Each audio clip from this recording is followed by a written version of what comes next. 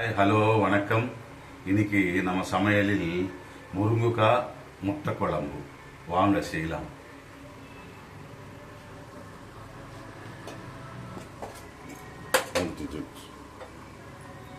முருங்கைக்காய் முட்டை 4 முட்டை அவிச்சு வச்சுருக்கேன்.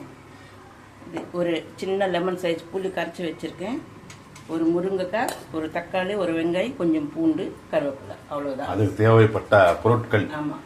தாளிக்கிறதுக்கு பார்த்தீங்களா, எண்ணெய் ஒரு 3 ஸ்பூன் எண்ணெய் போதும், அவ்வளோதான். சிம்பிளான ரெசிபி, சூப்பராக இருக்கும். தண்ணி போட்டுச்சா? அது வடகம் போட்டால் நல்லா இருக்கும்.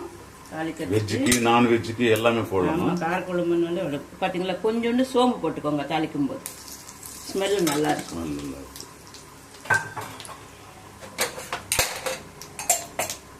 அவ்வளோதான்.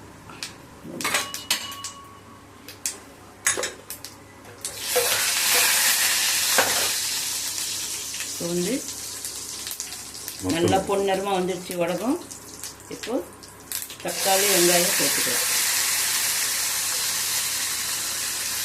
இந்த ஒரு 4 பல்லு பூண்டு தட்டி வச்சுருக்கேன், அப்படி போடுங்க, நல்லா இருக்கும் டேஸ்ட்டு. அதில் போட்டிங்களா? அதில் போட்டேன். அப்போ தக்காளி, பூண்டு, வெங்காயம், முருங்கைக்காய் போடல, ஒன்று லாஸ்ட்டில் போடணும், ஃபஸ்ட்டில் வேணும். காரக்குழம்பு. ஆமாம், நல்லா இருக்கும். முருங்கைக்காய் முட்டை முருங்கைக்காய் குழம்பு நல்லா சூப்பரான ஸ்மெல்லு, சூப்பராக இருக்கும், நல்லா இருக்கும். முருங்கைக்காய் கூட போட்டுட்டேன், நல்லா வதங்கிடுச்சு. தக்காளி வெங்காயம் நல்லா வதங்கினதுக்கப்புறம் முருங்கைக்காய் போட்டுக்கோங்க. இப்போது சின்ன லெமன் சைஸ் புளி கரைச்சி வச்சுருக்கேன், புளி தண்ணி நல்லா ஊற்றிக்கலாம். காரக்குழம்புக்கு முக்கியமான ஐட்டம் இது. ஆமாம். இப்போ இதுக்கு காரம் உப்பு சேர்த்துக்கலாம். பார்த்தீங்களா, காரம் 1 ஸ்பூன். இது பெரிய ஸ்பூனாக இருக்கிறதுனால 1 ஸ்பூனு, இல்லைன்னா சின்னதாக இருந்தால் 2 ஸ்பூன் சேர்த்துக்கோங்க.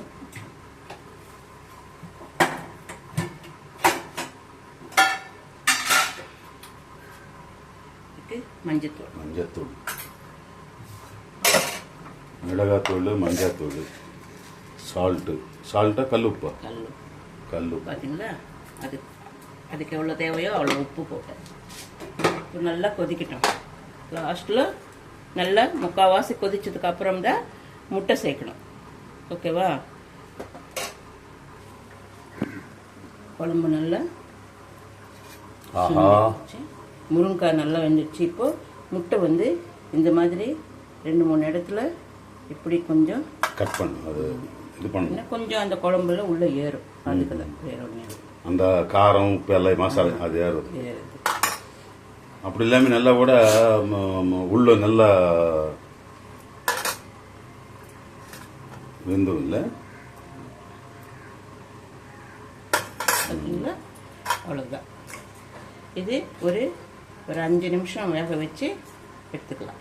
அவ்வளோதான், முடிஞ்சிடுச்சு. அந்த முட்டைக்காக ஏன்னா குழம்பு இது வந்து குழம்பு கரம் மசாலா பவுடர், வீட்டிலையே ரெடி பண்ண பவுடரு இது. கரம் மசாலா பவுடரு கொஞ்சம் ஒரு சிட்டிக்கன்வாங்க, அது போட்டால் அந்த ஸ்மெல்லு நல்லா இருக்கும். அந்த முட்டை வாடை இல்லாமல் நல்லா இருக்கும். லாஸ்ட்டில் கருவேப்பிலை போட்டுட்டு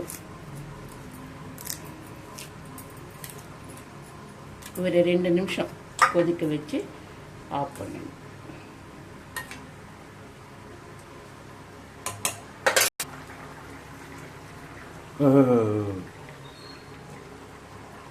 இதுதான் முட்டை குழம்பு, முருங்கைக்காய் முட்டை குழம்பு.